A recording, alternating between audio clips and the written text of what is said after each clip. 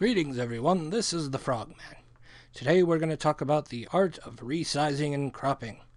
A lot of you are probably saying, I already know how to do that. But when you're going to be posting an image on a blog, you got to keep in mind, you only have 500 pixels to play with. That's how wide the image can be, maximum. So you have to take that into consideration, and you want to make sure that the focus of the image, the joke, whatever it is as big as possible, and that it's as clear as possible. So you want to reduce it or resize it as little as possible. Now we look at this picture here I got off the internet, and it is taken from a digital camera, and it is huge. At 100%, it's just gigantic. So we're going to need to crop this. Now a lot of people would just put a box around it, and there we go, it's cropped. But first, you lose a lot of the environment, and the environment is actually part of the joke. And the other thing is, you don't know if that's 500 pixels or not. You're just guessing. Now, what a lot of people do, a lot of people just let their blogs resize it to 500 pixels. They don't bother messing with the image. They just size it down, and if you look, the billboard's real small, and you can still read it, but it's not the quality I would prefer. I guess I'm a little bit of a perfectionist. So the way I like to do it is I go to Image, Canvas Size, and then I choose 500 pixels for the width. Hit Proceed. And what this does is it leaves the whole image intact, but the canvas is now 500 pixels. So you can dial it in exactly at 500 pixels with no guessing, and make sure that billboard is as big as it possibly can be, and make sure you don't lose the environment either. So I'm holding down my Alt and my Shift key. What that does is it resizes from the center, and it keeps the aspect ratio intact. That's very important. You don't want a stretchy, smooshed image. You want to make sure the aspect ratio is what it should be. So we got that down, and it looks about right. It's right in that 500 pixel range, and I centered it a little bit, and I confirm my changes. Let's zoom into 100%. Billboard nice and big. We got the environment, and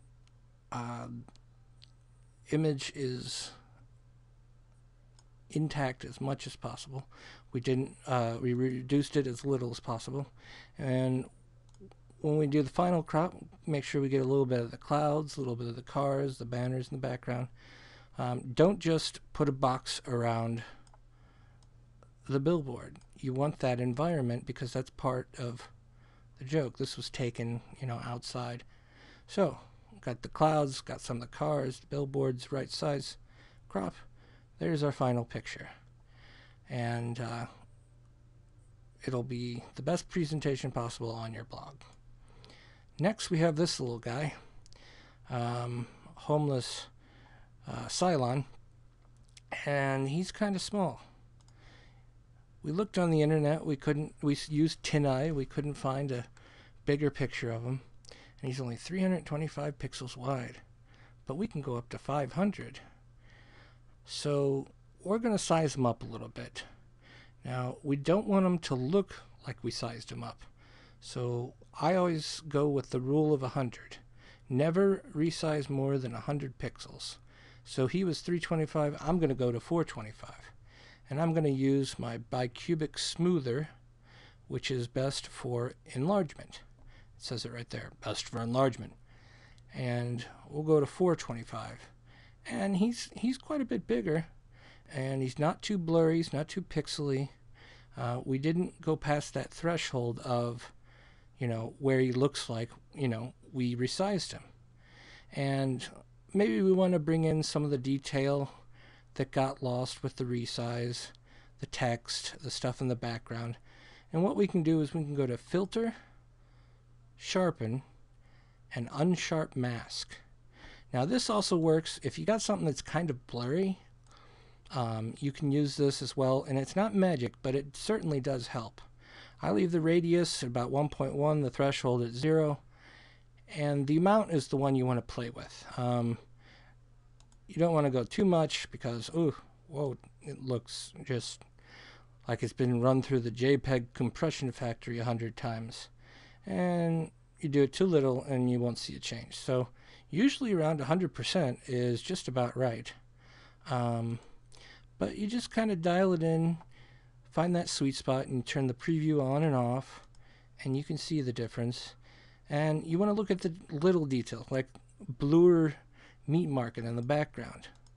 You know, if we click it, the letters are much more defined, like the leaves and the plants, things like that. Just brings it out a little bit, and it helps the picture maintain its detail, but we don't want to make it look, again, like it's been compressed 1,000 times. So 91% looks good. Hit OK. And, you know, we've got a nice looking image there. It's as big as possible. Good presentation. And that is the art of resizing and cropping. Have a nice day.